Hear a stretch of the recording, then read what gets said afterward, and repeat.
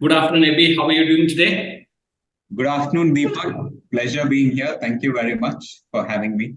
I'm pretty excited to have you in this platform and having access to your experience, your journey. And I'm pretty excited that my audience can learn a lot from your journey. Okay. So I hope that I'll be able to gain or get out those pearls of wisdom from you and share with my audience. That's the hope I am coming with to this podcast. Okay. Thank you very much. I hope I'll be able to do justice. So let's see. Let's start with some fundamental questions. When we talk about leadership, who comes to your mind? You have worked with industry stalwarts in the retail space. So when I say leader, from your journey, your experience, who comes to your mind and why that person? What are some of these one, two, three characteristics makes these people leaders in your mind? So let's begin there. I've been in the retail industry and I've been in the food retail industry from 1982 onwards. That's when I started my career with the retail industry. How I got into retail industry, maybe we'll cover that during the process. But coming to your question directly, I had a great leader in this company itself, with under whom I directly worked. Okay, he is no more. His name is Raghu Pillai, and he was my boss. And he was a very charismatic boss, not only in terms of his personality, but also in the way he would handle a business. Now, the good thing about this person was he used to look at every issue in the most simplistic of terms. So he would come up and then say, hey, retail is a common sense business. Okay, and to use this terminology, this is not skyrocket. This is not great skyrocket business. This is simple business. Think with your common sense and approach it that.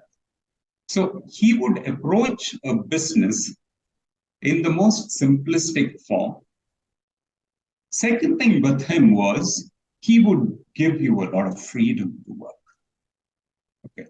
He had a lot of confidence. So to me, it would come across as this person has great confidence. Mm. He gives me the freedom to work. And to me, it was like I was a young boy at that time. I just about started my career 5-6 years into working, and here I am in retail. And here are the person who's giving me a lot of freedom to work. Okay.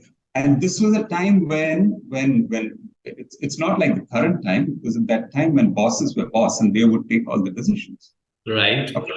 They did not like me to go and then tell them, boss, that's not the right decision. Many of them won't accept. But here was a man who wanted you to go up and then tell him. And he had an open culture at that point of time. For example, his office was always open. So you could just walk in. You didn't have to go ask the secretary. If there were no visitors, you can just walk in and then.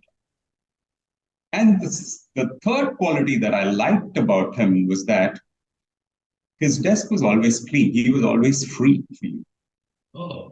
He was not somebody who was every day looking at a lot of numbers, figures, etc. What he was doing is he was trying to read and understand more about the business, about the environment, about what was happening, what would happen sometime later, and things like that. So all that he was giving us was direction. What should we do? What are we going to do next year? How do we take the business? What are the other areas that we can grow? Which are the other areas that we should look at? What are the threats that are possibly going to come up, and how do we safeguard against it? So these were the kind of things that he would look up and then come and then tell us. So here was a boss who was so confident in you. You could make a mistake and then say you made a mistake. It was all right with him. Okay. But you'd say, learn from your mistakes. So a great leader, very charismatic. We all like to work under him. Okay. And it was just not me. He used to know even people who were reporting into me, not his direct. So he used to know the team. He had a lot of confidence in the team. And therefore, what happened was at that point of time, we were all very happy to go to office in the morning. It was not like I get up in the morning and then say, oh my God, today do I have to go to office? No, it was a pleasure going to office. It was fun. It was good. We were colleagues working together. So he built up a great team. Okay. And here was a team leader who did not say, I'm a leader. He was with us. He was there for us. And we were all working together with the single common objective that we wanted to grow this business. It was a great leader. And that's what I look upon as a great leader. There is so much of information that we can, pick up any aspect. Like, for example, you said about he kind of understanding the market and the customers and then the trend where we want to take the company in the next 2 years, right? That particular aspect, to me, it talks about continuously learning about your environment, about your people. You said he not only knew you, but your report is as well, right? So continuously knowing, learning, that is one aspect of leadership. Then you talked about he giving you freedom, right? Now, or from my experience of working in the industry, especially focused on IT industry, trust is something that a lot of people do not have in their managers or the senior leaders of the company. So when you say you had trust in him and he had trust in you, that yes, I can focus, I can give freedom to AB and he will be able to deliver. And I know he can make mistakes, but he'll learn from his mistake. That particular behavior, just one behavior, that instills a lot of trust. So we can go and discuss about how today's leader can learn or what they can learn about trust building at workplace. So there is continuous learning, there is trust building. You can choose to decode which one you want to take further. Let's start with continuous learning. Do you think it is important for leaders to continuously learn even with 20, 30 years of experience? Or they should, at certain stage when they reach, they're like, I have reached, I should not bother about. I know almost everything. So what's your take on this particular aspect of leadership, continuous learning? So if I were to compare, 25 years back when I started retail, maybe even then I would say maybe I could have taken that approach saying, okay, I know, now I can run it.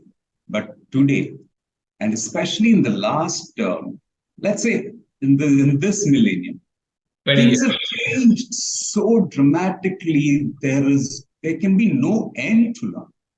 There can never be an end to learning. And for the business that I have been in, the business that I was there so long, and what a change I suddenly saw. It just came like a windfall. Suddenly the entire scenario changed.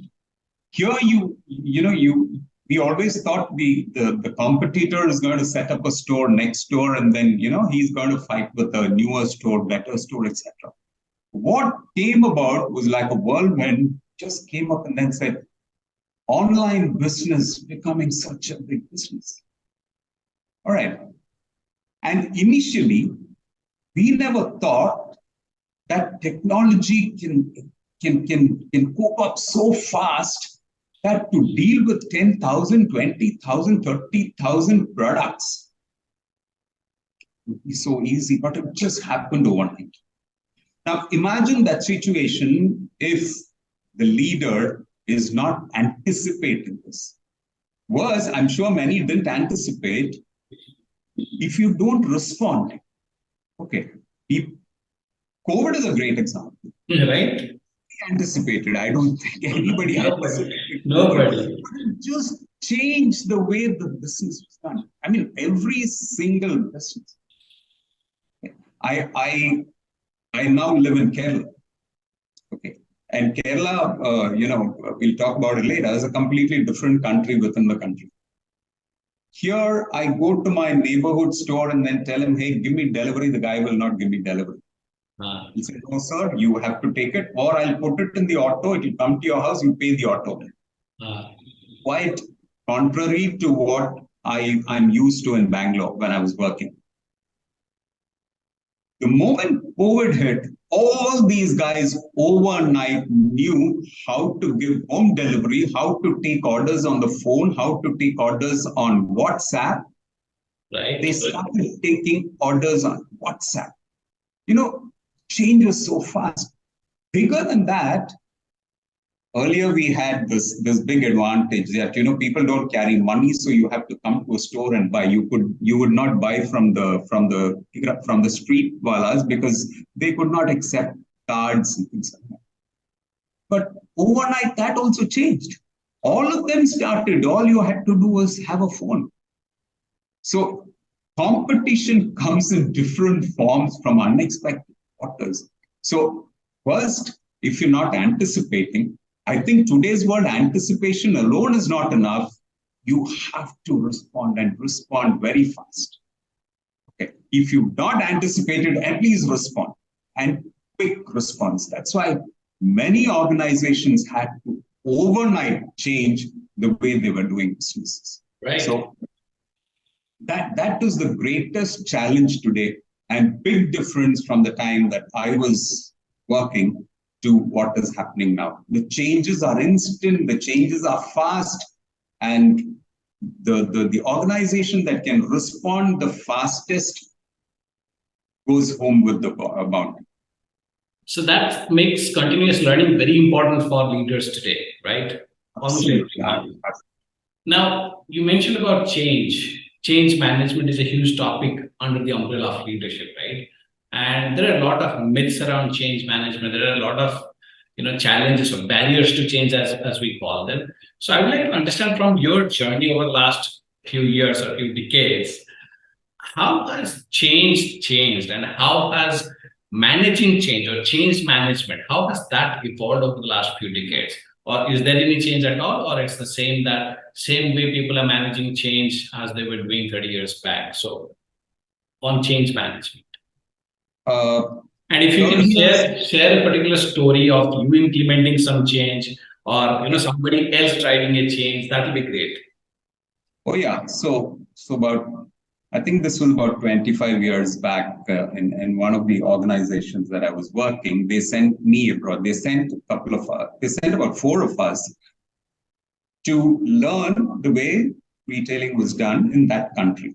Mm-hmm. And 4 of us were split and sent to different, departments. So I went to supply chain. My colleague, one of them went to operations. Another one went to buying, etc. And this country, I was sent to Singapore, where everything is very orderly and happens clockwork and things. And then I found that they were doing something in the warehouse which was called just in time, or the stock just comes in time and then moves out. So they have a nice, clean, neat looking warehouse, the size of a football, but hardly anything in it. All the work is between, in the morning from about 8 o'clock to 2 o'clock. And then by 4 o'clock, the warehouse is clean. So it's all come and then gone. In my warehouse, it works 24 hours and it would never look so clean, filled with stocks. So we came back and then I said, this is something that I like to experiment with. Right. Now, a change is difficult within and outside the organization. Within the organization, with my team and with my management, I need to convince all. So first, I tried convincing my boss. Bosses were bosses at that time. They said, no, it won't work. You will kill the business. I was young at that time, so I wanted to do it. And I told you, my boss gave me a free hand. So while my other bosses said no, I was determined to come and try it here. Unfortunately, my boss in Bangalore was somebody who had just joined. And he was somebody who also agreed to go with me. Though the people sitting in head office called him up and told him, make sure that this guy doesn't do it, he will kill the business. Right. I went and I said, let me do this. So that was my first challenge. The second challenge, I had to convince my team. Fortunately, I had a good team. Okay. So we'll come to this, and my team had a lot of women. So, but they were all convinced, they were bought into it. Now I had to go and then convince my partners outside, meaning the FMCGs of the world. So, they were ruling at that time. They were all the dadas at that time, from the Unilevers to P&G, Cadbury's, etc. So Right. that was the next big challenge. So we said we took head on, and we said Unilever would be the first. We tried. Fortunately for them, they had launched their Atta at that point in time. And we said, okay, can we do this exercise? And they agreed. They said, okay, everyday stocks will come in and you move it out. Look, I must say it was a great experiment, because at the end of about a year, because we took time to convince many of the companies that this would help them. But what happened at the end of the year was that our stock levels, and we used to determine the efficiency of stock holding in terms of the number of days of stock holding that we had in the warehouse. That came down by about 5-6 days. We used to have 21 days of stock. It came down to about 18 or 17 days of stock. So amazing. Sales didn't drop. Sales grew. And therefore, the management, especially the financer, was gaga, because I had given him money from my working capital. He had 5 days of working capital with him. So it was a big hit. So these guys who said no finally spoke to me and then said, why don't you come and then see whether we can implement it in the other regions as well. So it was something that worked. Okay. This change during those days needed a lot of convincing. Right. We had to convince, and just not one section of people, you had to convince lots of people. Because I always believed that unless my team buys into my idea, they will not implement it well. And if an idea is not implemented, then it is not going to work, however good that idea is. So I had a team which went wholeheartedly into it, and then it worked. If I come to today's scenario, things are happening so much faster. Okay. Changes are happening all over, and we in our generations have seen things which didn't change for so many years. For example, moving to the current tax regime, GST, is something that we never thought would happen. Even when it was implemented, we never thought this would happen. So we see a lot of changes happening, and therefore people are today forced to change. The second is that there are a lot more younger people who are there in leadership positions. Very challenging positions, very stressful situations, but they are handled. We have more and more exposure today. Look at the places that a lot of Indians have gone. Look at some of the world-class organizations headed by Indians. 30 years back, we never thought this would happen. In fact, when we started our retail, we had expats coming in here to tell us how to do business. And I must tell you, Deepak, none of them could understand this concept called MRP in our country. These expats could never understand. What MRP? How can you have an MRP? We tried to convince them, they could never understand. But look at the places that Indians are. So change today has to be much faster. If I had to do this today, I should have been able to do this in 1 or 2 months. I could never have had the luxury of taking a year to implement this idea. Because if I don't do it in 1 or 2 months, there's somebody else who's going to do it. And that's the kind of challenge that today the industry is facing. Now, if I take your story and deconstruct it, in terms of finding out the lessons that I can take back as a leader, if I'm kind of managing a team or running a business, I would say to implement my change, the step one is to talk to my stakeholders and help them understand why this change is required. The stakeholders could be my team, my customers, my partners, and my management, anybody, right? But talk to your stakeholders, help them understand why this is necessary, and probably address all their concerns, regarding the change. But what would be the step 2, 3 if we take your journey and kind of create a step-by-step strategy? What will be step 2 here? So first is the stakeholders, they need to buy in. If they have bought in, then your team needs to buy in. Right.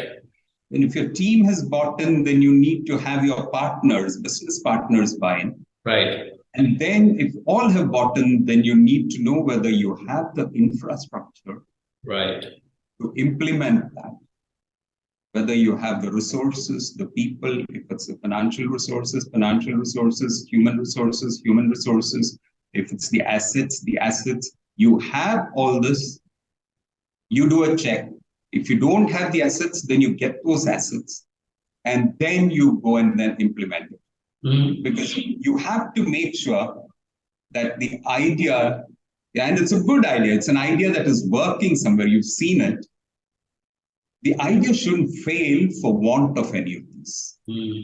So it's your job to go and then find out if all your resources are in place. If not, build the necessary resources.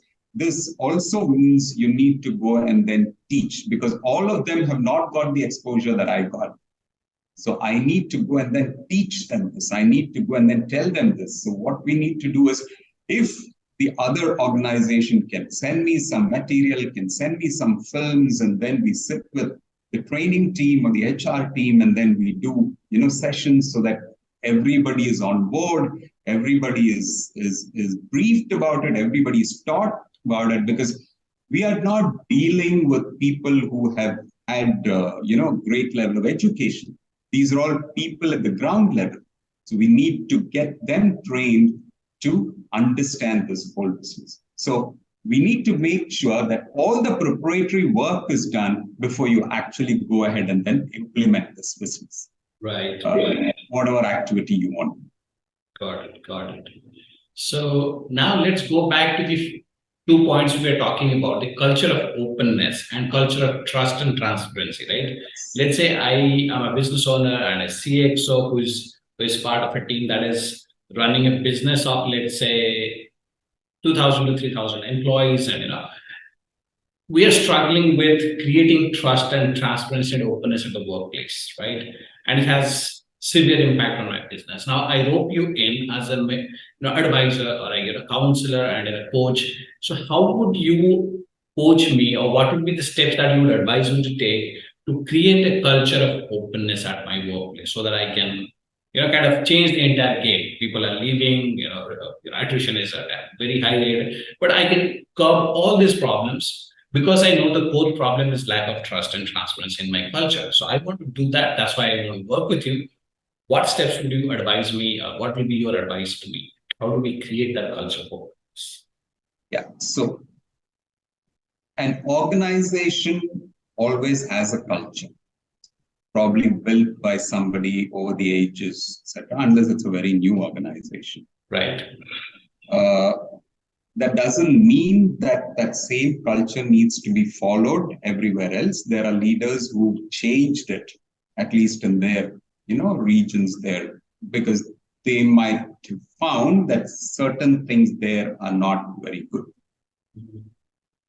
So I moved into another organization, and then I came to this state, Kerala. I worked here only for 2 years in my career. So because I am a Kerala, the company told me, you please go and then take over the state. This was taboo even for me, because I've never come and worked in the state. And I'm sure everyone understands why I say that. Yeah. So I came to this state, and we were starting off. We had to launch our business here. And the kind of resistance from the society was something that I'd never imagined.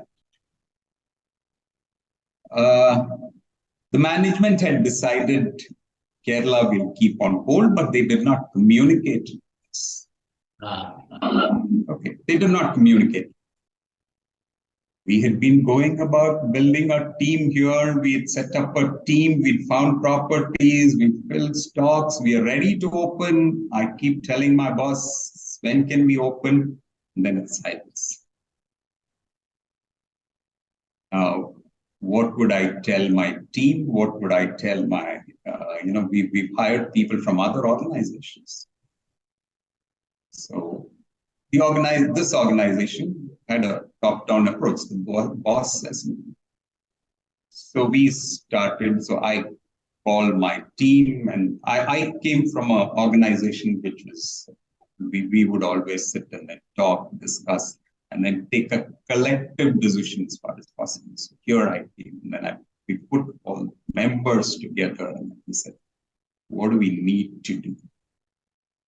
And fortunately, there were good ideas that came. Okay, how do we handle the social environment? And I had no exposure to this, but there were people who had worked in Kerala who came up with ideas on how. So we went down to the next level, because any social impact first hits the guy at the store. I may not be there. By the time I go there, anything could have happened. So we had to talk to these people in terms of preparing them. Okay, what do you do in such a situation? What would you do if this happens? What would you do? We actually tried. Then we went out. Then we started doing our jobs, which was to meet the socially influential people. Go and tell them that, listen, we are not doing anything that is statutorily not allowed in the country. We're just opening up a business. And this is an Indian organization. I can understand it's a foreign organization. Foreign organizations at that time are not allowed to enter India for retail. So we managed to convince a lot of socially, connected people, and they helped us. Then we had to go to the management, and we had to shake up the management to tell them, listen, we will take the responsibility and open the stores. Because by that time, I had then gone and then discussed with my entire team, and all the team came together saying, yes, we will. And I must tell you that we opened the state before many other states could open, because there were disturbances in quite a few places. So, just a second. Yeah, because there were disturbances in quite a few states, but here we opened our stores without a problem. Okay. First, initially we did, I'll again pause for a moment. Yeah. The video is pausing. Yeah, the video is waiting for it. So we opened, and after that, the team was behind us. And today that organization has gone places. I mean, they've opened 200 stores in the state. So it was an amazing experience. So this culture, though it was not the organization, we built that culture in this. And we said we come together. Another example I can give you was, like many organizations, one organization which I joined, it was a new organization, new business. Unfortunately for me, in wherever I went, these were all startups. So this organization we started, and we had a lot of employees. We expected a certain business, and then we found a lot of people. We hired a lot of people, and as happens, after about a year or so, they said, this is too much. We don't need so many people. Oh, that's the most difficult phase that a leader can go through. yes. How do you tell somebody you're not wanted? We hired them from other organizations. So I got my HR head in, and then I said, listen, this is management's decision. Now what do we do? So I called all the other heads, and then we had a discussion, and interesting suggestions came up. One of them came up and then said, sir, what is the kind of savings that you will make by sending so many people off? And then we calculated and came to about 35-40%. So we said, sir, why don't we all take a 40% salary cut so that we don't, I thought it was an amazing, contribution from one of them, but then this was being done across the country, and therefore we couldn't implement it only in one place. The second suggestion that came about, and what we did was we said, before we announce this, let's have a help desk where whoever you have you said you need to, move them out of the organization, get their backgrounds, and let all of us start seeing if we can place them, because we have business partners, we have friends, we have colleagues, we have peers in different organizations. Let's see if we can work them. The only thing that you need to do is there must be a help desk, there must be a HR person who is sitting there so that this person can come anytime and share his difficulties, because we knew they were going to go through a very, very right. set this up, and we actually managed to place most of them. Some of them we convinced the organizations to retain, so we continue. So a very embarrassing and a difficult situation. Thankfully, the entire team, stood together, and then we thought we did a good job in terms of nobody actually getting, hurt by that decision. Got it. So again, going back to the question only, we have to kind of pick up a few steps of creating a culture of openness, what would be those steps? Yeah, okay. So one thing that I always believed in Deepak is that I must have a team which is good. Okay. So I always had people who were directly reporting to me, and this is something that I'm telling you, I haven't told anyone else, who were smarter than me. Okay. They were much, much smarter than me. Okay, so first step is basically surround yourself with people who are smarter than you. Good people who are smart. Don't feel threatened. Right. That is good to know, but it's very difficult if you very difficult. What I've learned out of that is that my job becomes very easy. Easy, yes. Very, very easy, because it's so easy to communicate with them. It's so easy to tell them what to do, and they will get it. It's not so difficult for me to convince them as against people who are not as good as them. Okay. So I always had people who were extremely efficient. Today they are in great places. But I always believed that person must be very good, very efficient, more efficient than me, so that my life becomes easier. Right. That was one thing that I did. Second, we must make sure that these people work together. Right. Okay. Today, we use terms like teamwork, and then we use competition. Right. We don't realize that one is contrary to the other. How do we build a team if there is competition? So you come up with good terminology saying, healthy competition. Right. Yeah. So the thing is that if you have a good team, then the team helps if somebody is called. They build the team together. Early in my retailing days, I had some problems. I didn't know how to handle it. I was new to this business. I was not from that business. And next to my store was a veteran of so many years, a brand of great standing. So, and nobody could give me answers in my organization. So I just walked up to the store. It was just walking distance. Great store. And the good thing with this gentleman was that he sits on the floor of the store. He has no cabin. He's the owner of the store. He's got a chain of stores. He's sitting there at the back. So I went to him and said, "Sir, my name is Eddie Matthews. I'm coming from here." "Oh, yes, come." So he was very happy. He explained everything. I said, "Sir, I've come to ask you this issue. I have a huge problem with rodents." He said, "Yes, it's a big problem. This is what I do." He showed me everything. I mean, he was so transparent. I was amazed. I said, if it had been me, I would have made sure that I give him the ideas where he'll have more rodents the next day. Right. So that he closes the business. But this man was so open. I always thought I was so lucky. He told me how I should manage this. And our bondage grew. Everything I used to go to him, I used to speak with him, and he used to give me ideas. His business never dropped. One day, I was greatly surprised. He called me up, and I was in the office. And then he said, this brand gives me only 9% profits. I need minimum 15% profit because otherwise I can't run the store.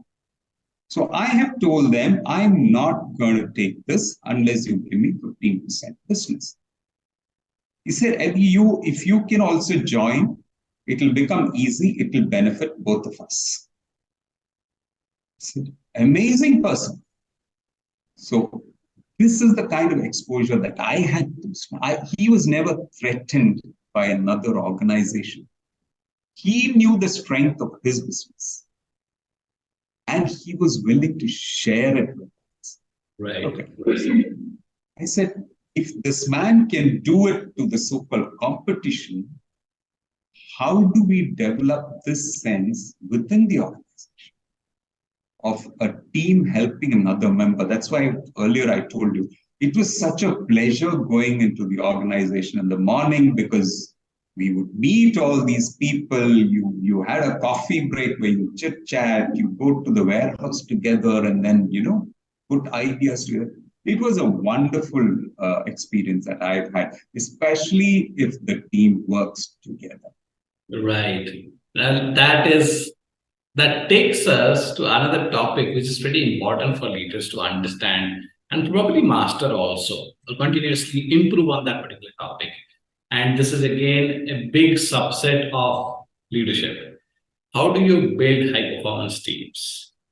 And there could be sub branches of the question that how do you hire the best talent and how do you retain the best talent, which you just mentioned, hire talent, have people who are more intelligent than you, right? More productive and more efficient than you, right? So how do you attract these people? How do you retain these people? And how do you build great teams? Okay. Yeah. So the only way to build a team is one, today people are very smart and therefore they go back and then check as to who are the people who are working in the organization, what is their background, etc. The time that I was talking about, retail was just moving up. So there were talks about this business exploding, growing, this is going to be the business of the future, etc. So it wasn't very difficult. Nevertheless, they would always check, okay, what kind of a business is it? And I told you, we had all these FMCG companies supplying into us. So they knew the kind of culture that the organization had. So getting a reference was not so difficult at that point. We go and then hire, we go and then talk to them, we go and then, they can see the organization, they want to spend some time with the staff, they could do it. Once they come in, how do we retain them? So that was a big question. That was a big question because these were all smart people and they wanted to move on. So we had to do a couple of things for this. One, we had to show them that there was a career path for these people. Many of the organizations talk about it, but how many of us actually do a career work for our employees? This is a very important point, Ibi, where I'll just take a minute to add something. I have asked, as a consultant, when I work with people and in terms of culture creation and process improvement, I've advised them to do this exact thing, but not after they become employees, but during the interview process. Basically, show them why should they join your organization and what kind of career they can have in the next 5 years, next 3 years, whatever time frame it is, right? Basically, in what ways an organization can play a role in their career growth. And probably then ask them, what role can you play in taking your organization to the next level, right? So you are suggesting it should happen after they have become your employees, during it, or any time during the employment is fine. I would like to the time frame. if I'm hiring an extremely smart person, I know this person's background, I want him badly, then I'll have to do it at the interview stage. Right. Because I'll have to show him this. So what I did was, nobody likes to be in the same position for a number of years. Right. So I thought I can do two things. One, either I promote him, which is he moves up, or I give him an exposure in other divisions. Now, both ways, I'm upskilling this person. Right.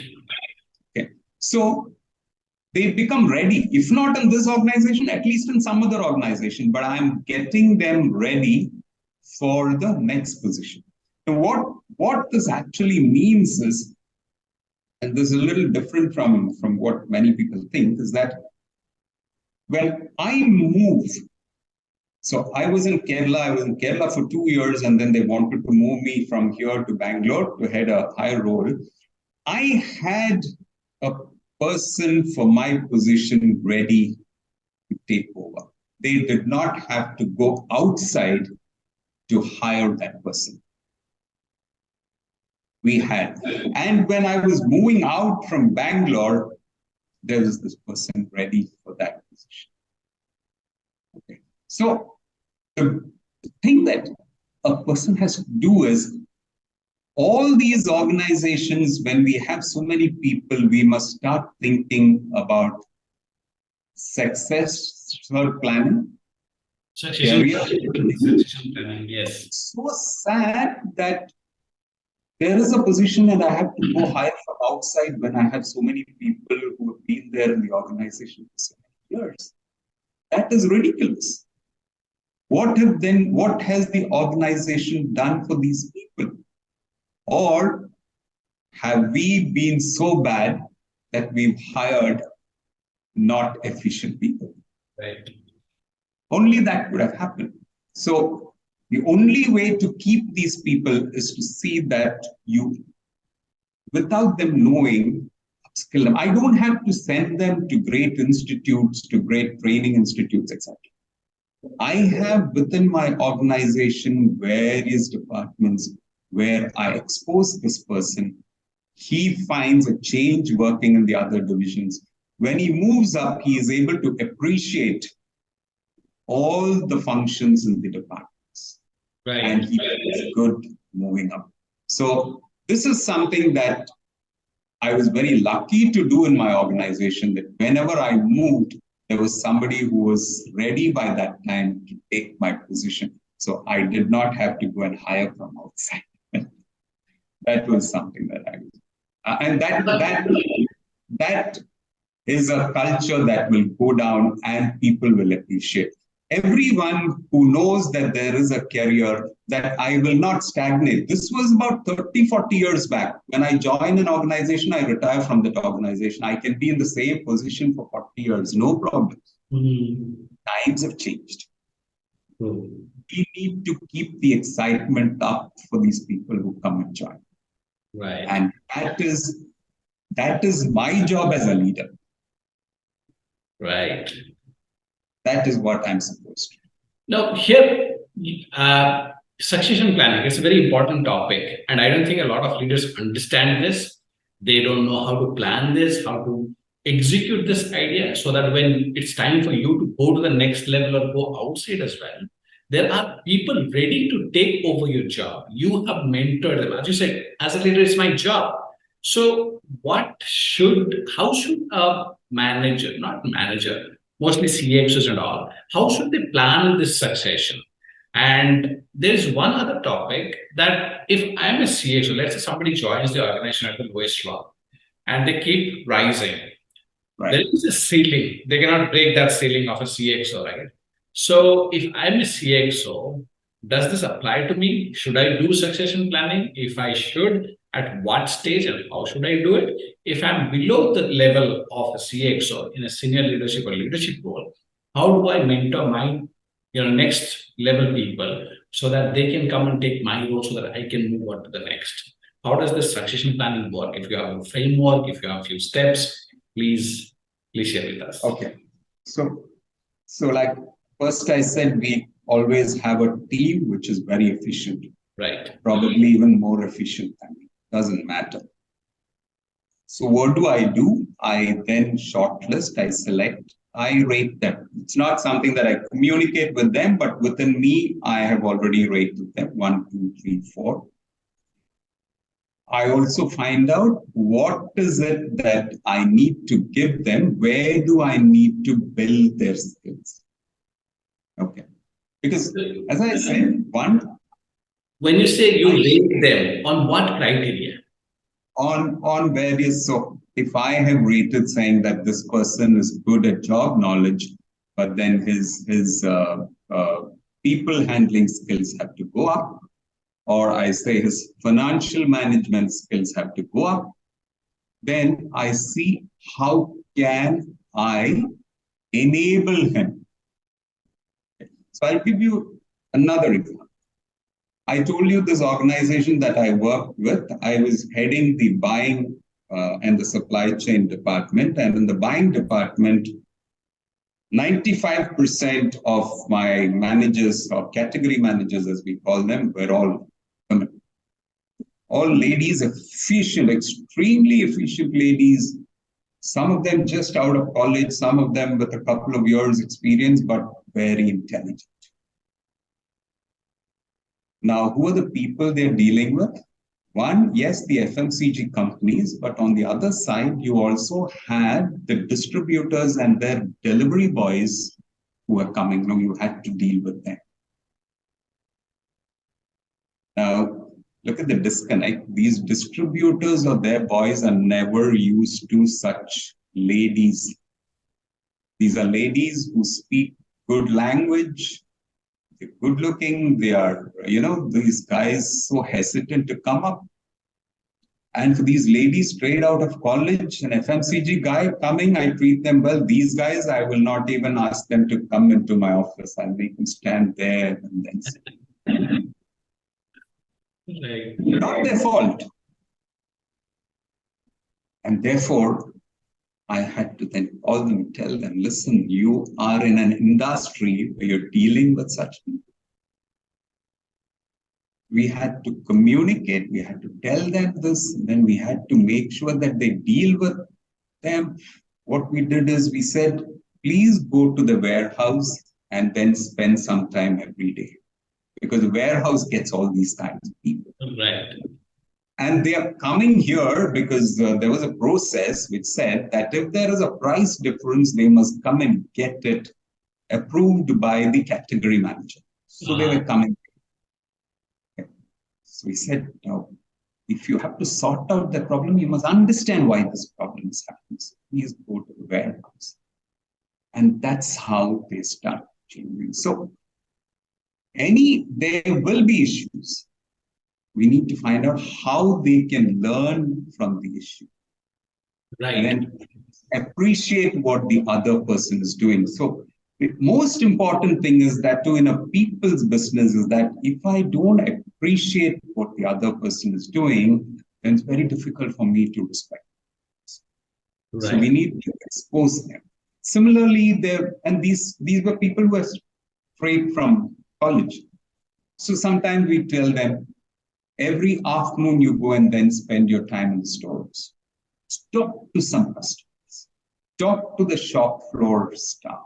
So we enhance their knowledge without actually telling them we're sending you here so that you upgrade yourself. And that's how they upgraded. Some of them did not understand finance. So we have moved people. I know I have moved a person who was in the finance department to my supply chain department. Today he's heading a supply chain. He's completely come out of his profession. Okay. Profession he went to because for whatever reason he went and studied that course, but his aptitude was something else. So it's not necessary that I continue working the same subject that I had my education, my academic.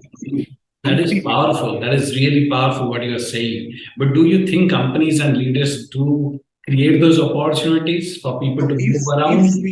If we can, so the leader's job is not to go and then see what that other person is doing. If I have efficient people, they will do it. this person's job is to look at such things. How do I build a team? What is it that they're lacking? What is it that they want? What inputs can I give them so that they will do their jobs and therefore the company meets its objectives? So if you have a good leader, this person will make sure that whatever shortcomings your staff has, he will find a way that this person can upgrade himself. Right. And that's the only way that organization will. So going back to the question of succession planning, if I understand correctly, first we have to identify who are the people who could be, and then what are the areas where they are lagging. Maybe we can train them, or maybe we can arrange training and learning sessions. I would say expose them to. Expose them, right. So that's step 2. Anything else to add to these 2 steps? Yeah, so once you expose them, then, like I said, for some it might take 5 years, for some it might take 6 years. And always the risk in this entire thing, Deepak, is that there are 5 category managers, 1 moves up. So the other 4 are not going to take that very, happily, isn't it? Very generously, right? Or gracefully. That's right. So this is like the game of chess. Got it. What movements do you do? And how do you communicate? How do you, convince that other person the reasons why you've done it? As a leader, and I've seen many companies or many leaders, they have this bias. We're all human beings. Out of 10 people, I might like 2. No particular reason, but I'd like 2 of them. So I tell my staff, you cannot show your likeness for 2 people once you come into the organization. You might like them, but please keep it yourself. When it comes to treating them, you must treat all of them the same. They must come back and then say that you have been fair in rating. So this is an example that I had. There was once a rating that a person who was reporting to me brought up a rating of another person. So I told this lady, I don't agree. She said, no, she said she's done her job, she's done well. I said, you have to do your job, isn't it? For doing your job, I can't give you a great rating. Tell me what is it you've done more than your job. All right. So what I was trying to tell her is that please make sure that that person thinks next time. What I am paid for is to do my job. My growth, my prospects is when I see you do more than your job. Right. So we need to be very open, communicate, transparent. As I said, in planning, we must then tell them. Right. Can you go? When can you reach? What is it that you need to do? This is what I think is very, very important if that team has to remain as a team. The moment I split the team with telling somebody something, another person something else, then that team will start slowly disintegrating or forming smaller teams. That will not help. So when I have a team of people, it's always important. The growth is always like a pyramid. As you go up, the number of positions keep reducing. And I always tell them, when you reach the top, it's always lonely. You are the only person. Mind you, you don't have a team with which you can go and then share, talk, have fun, etc. When you go up, you have much fewer people with whom you can challenge. So I said the challenges when you go there are different from what you think it is. So we need to be very transparent. We need to be very open. They must see me as a very, very fair leader or a fair boss. Now, I have a couple of questions that we have from the audience, knowing that we are getting a retail specialist. So here's the question. You have worked with and been mentored by some of the big retail leaders in India, right? And you have worked with Mr. Goenka from RPG Group and Pradip Mahapatra, Spencer's, who established Spencer's kind of, and Raghu Pillai you have already mentioned, right? So what are your key learnings from these top 3, 4 people you have worked with? You have to take one person, give them one. This is the one thing I've learned from this leader. How would you go about, sharing those lessons? What would be your top lessons from these people? Yeah. So if I were to take from my biggest leader, Mr. Sanjeev Goenka. Okay.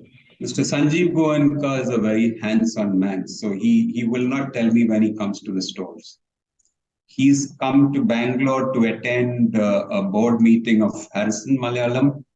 And then, so the good thing I did was that the caretaker at that place, at Mr. Goenka's place, knows me. So if he's coming to my store, he'll call me and tell me. And one day I'm sitting on top and I find Mr. Goenka in one of the sections going through some products. I ran down, said, "Sir, will you come? I didn't know you were coming." He said, "Yeah, I didn't want you to know." He would walk down the store. He would talk to customers. He would find out for himself what's business doing. So after he went, I called up this person and said, "You didn't call me and tell me, Mr. Goenka is coming." "Oh, he came to Spencer's. He said he was going to Woody's for lunch." That's how he came. I experienced the same from his brother, Harsh Goenka, when I was in Bombay. He would just come into the store, and when he comes into my store, he would have visited DMart, which was long down. He goes to that store, and then he comes to my store, and then he talks to all the customers. Customers think he is a part of, the organization. Many didn't know. And then he would come, then we would talk. Once I went with Mr. Harsh Goenka, called me to his office. Both of us, I traveled in his car. We went to the Future Group, to their store. Mr. Harsh Goenka and myself, we visited that store. We spent about an hour there talking to their staff and their customers. So at ground level, mind you, he is running an empire, so many organizations, but they found the time to come to the ground level, to their business, not only theirs, even their competitors. Yes. They're completely on board about what is happening. Mr. Mopatra's great strength was putting together a very efficient team, a great motivator. I mean, he can come and then speak to us a half an hour session and he can motivate us. I've not worked very closely with him, but he's a great motivator. He would come to the store. He would speak to all of us. He would very, very nice with all of us. Raghu, of course, I already mentioned, he's a great leader, very charismatic, very down to earth. No long sessions, does not like long sessions. If you're making a presentation, you say, "Please make it brief, make it fast. Tell me what you're trying to say," rather than beating around the bush. A great boss, very empathetic people. You have a concern, you can go to him. Even if it's your family concern, he will address it. A great person. I've had great leaders like this. I've had great leaders in the other organizations also. The common thread that runs with all of them is that they all have a great affinity for people, for the people working under them. They were always considerate. Any issues, they would address that first, even if there is a cost to the organization. So even when we went through the flood situations and things like that, if any staff's family was affected, we could always address that. So leaders show a lot of empathy. Got it. I like it when because a business, as you said, if you make everything simple, business is supply and demand, right? So there is one group which is creating the supply, which is your employees, right? The other group is people who have the demand, they're your customers. So when somebody like Harsh Goenka goes to the ground and tries to connect with the customer, it makes all sense. And Oh, yeah. And I was embarrassed because there was a person who came up and, sir, you're Harsh Goenka, right, sir? I was working in your company some time back and you come here. So I said, oh my God. And he's a people's person. He can connect very easily. He's very, very good at that.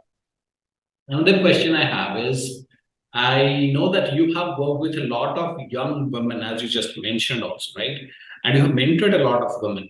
So if in today's time you have to advise a leader or a CXO on how to, work with women and, this women empowerment and all that is happening right now.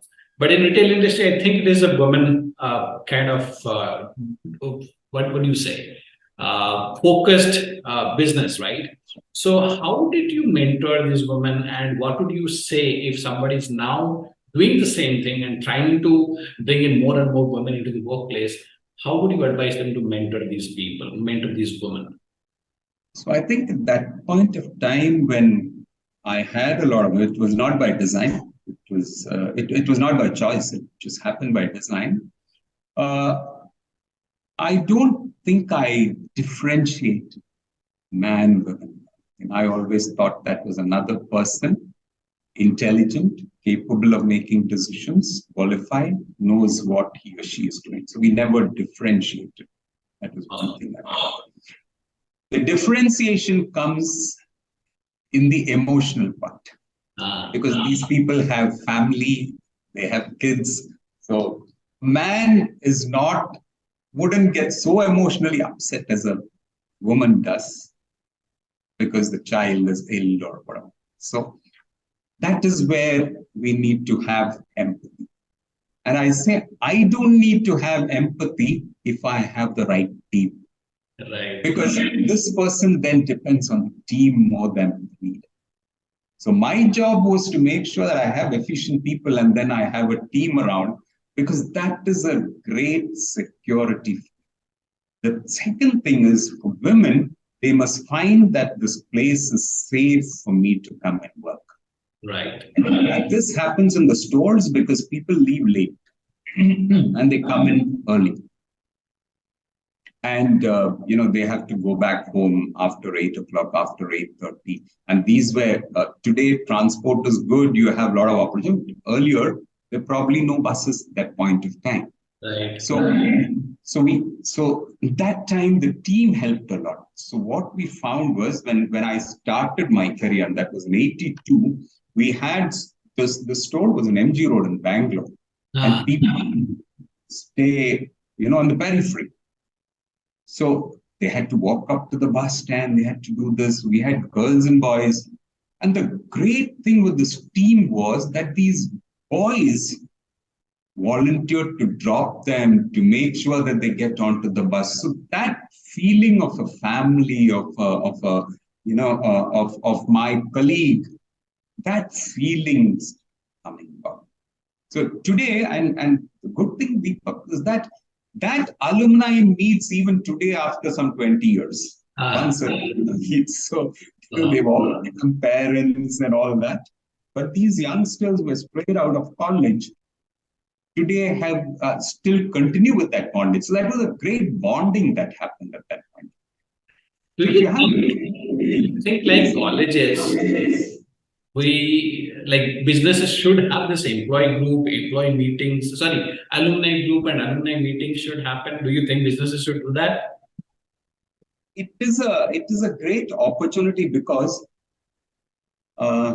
today a lot of people, I'm in Kerala, and many retailers don't want to come here. There are many small manufacturers. Okay. And they're probably not very qualified. They don't read English. They don't understand English. They don't know how to approach this big organization. So many of them have called me.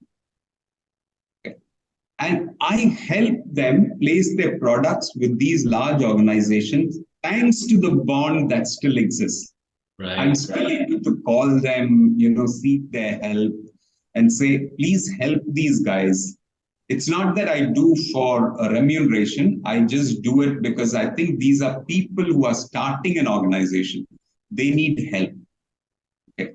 So they go to the other small kirana stores. Earlier, you had a lot of kirana stores, but that breed is slowly, it will become extinct. And then you need to have these guys. So these people do not know how to go approach them. And when they approach them, you have agreements which run to pages and they don't understand. So make their life simpler. They contact people like us. And we see if we can help them thanks to the bondage, because some of them who are juniors are today in great positions and we can call them and then ask them. Right, right. Great job. So one more thing is your journey. It has spanned over what? 3 decades, 4 decades? How long is the journey? Yeah, a little less than 4 decades. Okay, nearly 4 decades. So in these 4 decades, you must have you are supposed to be a pioneer in this field of retail, right? Because at that time, retail was not even open to international businesses, right? Now things have changed dramatically. So in the last 4 decades, how have you seen businesses evolve? Businesses have evolved a lot, as you said. But what has been the major milestones of this evolution? And how has business leadership changed with those changing business models? Businesses today, so earlier we would do, what is your 5-year plan? What are you going to be in the next 3 years? What are you going to do in the next year? So we would do great plans together, all these. Of course, those won't work, but you would revise them. The environment wouldn't change so fast. The environment was not changing so fast. It was more steady. So we could still say we would grow at this pace. We would know at what pace competition is going to come in. We would know who else is going to come in. They would take their own speed. You could anticipate earlier with a fair degree of correctness. Today, business is completely different. I mean, who would have thought that a restaurant need not have customers coming there? I would never have thought a terminology called dark store. It didn't exist. Today you're saying dark stores which are set up only for delivery to your houses. So the way the business has evolved has completely changed. And this is today becoming very necessary. So just a small example, when we were having our physical stores, and then the online stores were becoming big, and then we had big players. I mean, imagine Amazon, Flipkart, all of them, tons of money with them, and we were trying to do it. I know Mr. Kishore Biani tried out online first using his offline stores, but the difference in service quality that both required was so different that it didn't work. It didn't work. Okay. We had to change and we had to think. And that's when the first challenge came and hit me. It said, if online is going to come to you so fast, what are you going to do? And at that time, online was you order and you will get it at this time slot, this time slot. So I had to sit back and then I sat with some of my teams and said, if a customer wants a product, how do I reach it to him in the next 15 minutes? Faster than how an online delivery can do. And we came up with a suggestion saying, why shouldn't we go and then open stores in large housing communities? And we actually started exploring it.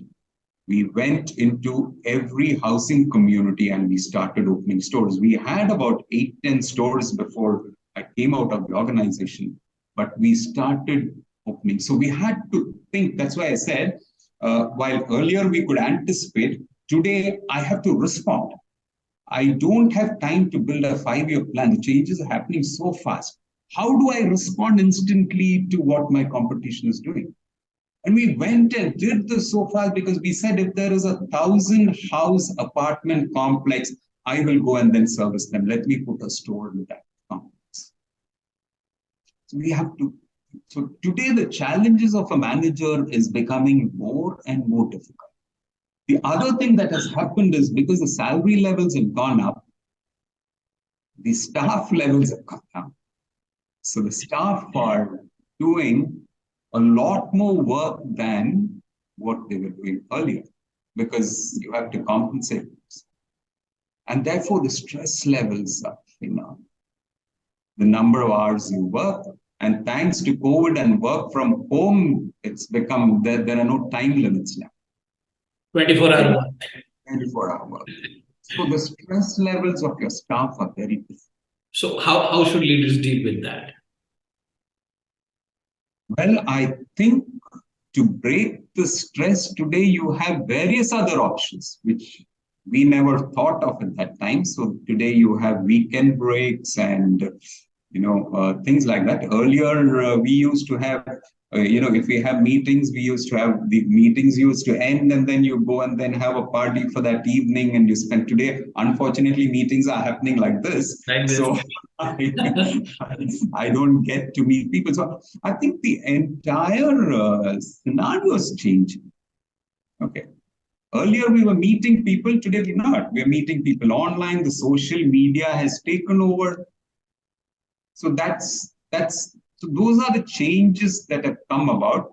And therefore, because the stress levels are different, one needs to think what kind of support these people need to give. So these are changes that have happened. I mean, I think over the years, from joint family to, families, they're both members of the family working, the child being the change that happened. And I think it will constantly keep happening. But we need to make sure that if this person who is working for you has to work with complete dedication and attention, his issues at home must be taken care of. Right. Only then can he produce 100% at the work. So if I have to summarize this in my own words, I would say businesses, the way you are saying is businesses has evolved from being predictable, and hence we could capitalize a lot on standardization, right? And we can have predictability. Okay, let's go ahead this way. From there, we have moved to today where the businesses are unpredictable, right? The rate of change is so fast. So fast. Rate of change is so fast. So what now leadership has to do is, instead of standardization, maybe a blend of standardization and more agile. That's why agile has become the key word today, buzzword today. That's right? That's so be nimble, be agile, so that you can respond, as you said, respond, right? Respond fast. Right? Yeah. That's one way. The other thing you said is, from that time to today's time, stress levels has gone up because of the structure, how work is structured nowadays. So probably mental health awareness is something that, or emotional intelligence is something that leaders should be aware of or should learn how to deal with emotional intelligence and mental health at workplace. So these are the two major changes I understand from, right? That's right. Okay. Okay. This is kind of a rapid fire round where I ask you a question and quickly answer. So we have covered a few topics, few of the questions already, but I'm going to put it again and try to give one-word answers if you can, or one sentence. Okay. All right. So what is your most favorite business book you have ever read? Come again, Deepak. Your most favorite business or leadership book that you have read? The biggest that I can think of now is Who Moved My Cheese? Who Moved My Cheese? Okay, classic. It's a classic. Agreed. Okay, so who is your most favorite? Who is the leader you enjoyed working with the most, and what is your key lesson you learned from him or her? One of my best bosses that I worked was a person called Mr. Sunil Chandran. Mm-hmm. He was a very empathetic boss. He trusted in you and he gave me a lot of freedom to work. And he was also a very grounded businessman, but gave us a lot of freedom to work. So I'm a person who needs a lot of space to. Okay. Freedom to work. Okay. So, what is the best leadership advice you have ever got? Best leadership advice. Best leadership advice was one of my bosses who said, always understand that compromise is always better than a confrontation. Okay. And the worst leadership advice you ever got? The worst leadership advice was to tell me, kill that competitor. Okay, right. One skill that you advise the leadership next generation to master. One skill.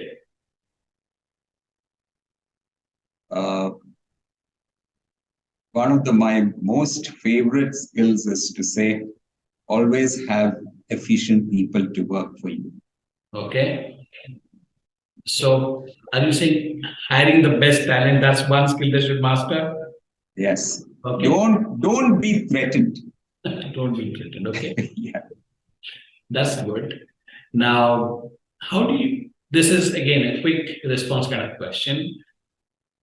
How do you see, I mean, if you have to just say in one sentence, right? Like I just said, from predictability to unpredictability, right? From standardization to agile, right? How do you see, especially the retail space, changing over the next 2 decades? What will be the transition? It's a very difficult question, Deepak, but let me tell you, the biggest industries in India are in that space. Right.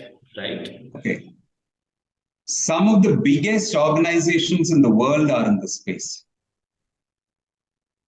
This space it'll give you great opportunity, but the width of this industry is going to be mind-boggling. Oh, okay. I think, yeah, that aligns with what I was also thinking. The next one is the last one, probably. What do you think is the biggest risk leaders have going forward? The biggest risk today is the change that is happening. The change that is happening is so fast that if you are not in tune with that change, you might get left behind.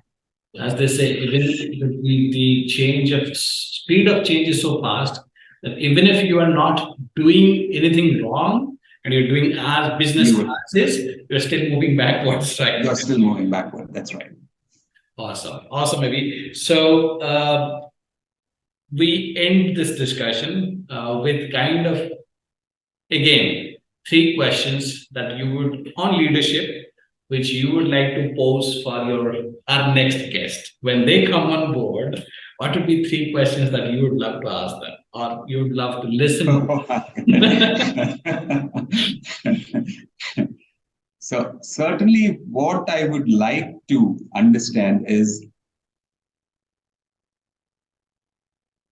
what would you do for your next in-line team members to build them up? Okay. Because they're going to be the future. Secondly, how would you make sure that your organization need not go and then look for people outside? What are the things that you would do? Right. To make sure that you have people ready? And what kind of a succession planning model would you develop for your organization? Right. Okay, 3 questions noted. It will be passed on to our next guest.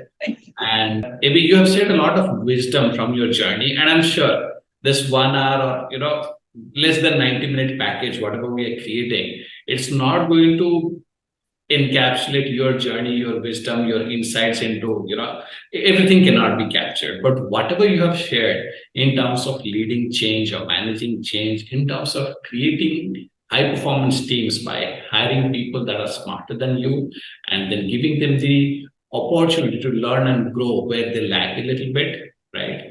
Then mentoring your next generation and planning your succession. How do you want to do that when you move out? Both the time, all the time. I understand you already have your succession in place, right? How do you do that? So you shared a lot of insights around that. We talked about the evolution of business models and how leadership has changed in the times from when you started working to the time when you have kind of taken leave from the professional job, so-called jobs, right? So you have shared a lot of wisdom and insight. So I thank you for that, and I hope that as I learn from your experience, my audience will also learn from this, and they can take back some wisdoms and implement at their workplaces to make their workplaces better and to create the future workplaces. So that's the hope. So thank you so much for joining us today. Thank you very much, Deepak, for having me. Wonderful interacting with you.